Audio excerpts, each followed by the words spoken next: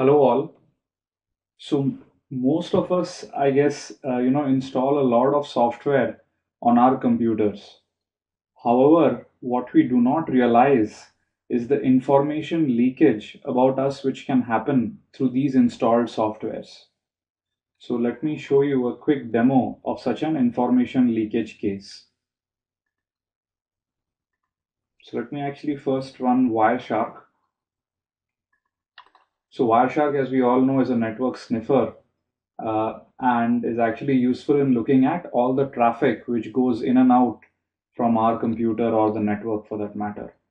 So let's basically go ahead and start the sniffing on this interface. So basically I am running Windows XP in a VMware box.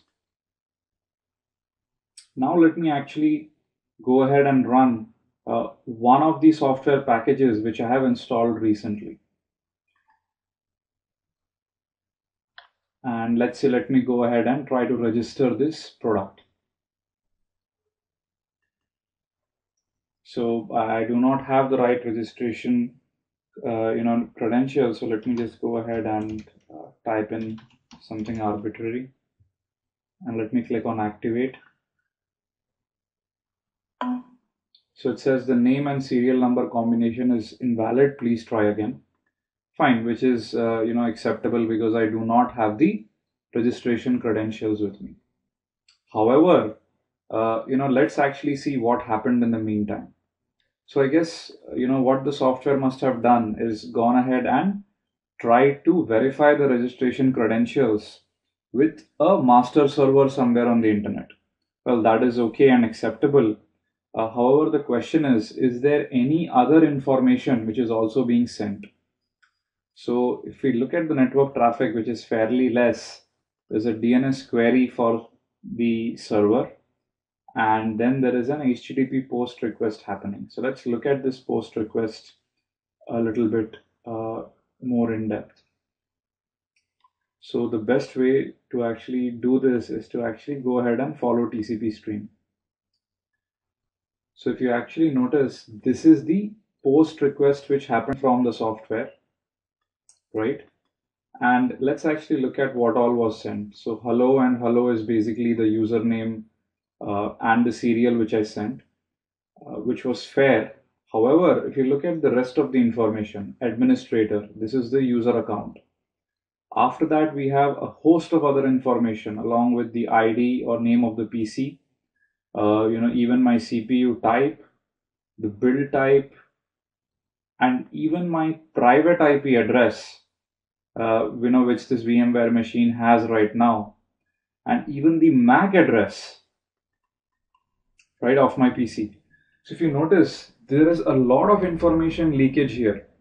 And practically using the MAC address, the internal IP address, and the name of the computer, it is very, very simple to pinpoint this particular laptop, anywhere in the world. And generally, most people aren't going to spoof a Mac or, arbitrarily change their PC's name just before they register a product.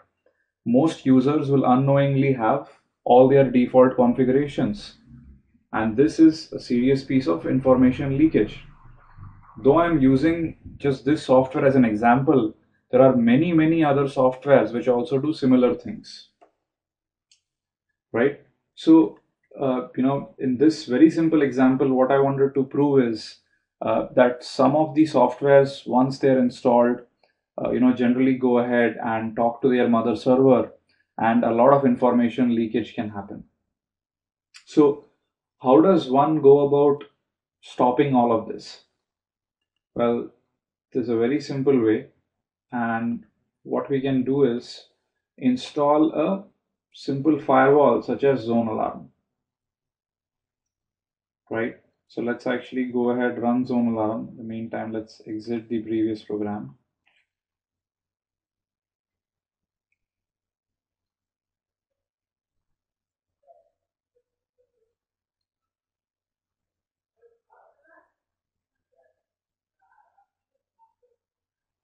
So now as Zone Alarm is up and running, let's go ahead and run the original program once again.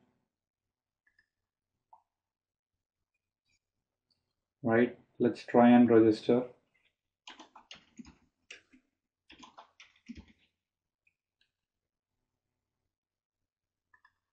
And now if you notice, zone alarm is telling us that basically this program is trying to connect to somebody on the internet. Now this is a red flag simply because now we know that some information is going through. Our best case is going to be that probably just the name and serial number. However, if we do not trust the program, in that case we should run Wireshark and actually look at what all is getting transferred.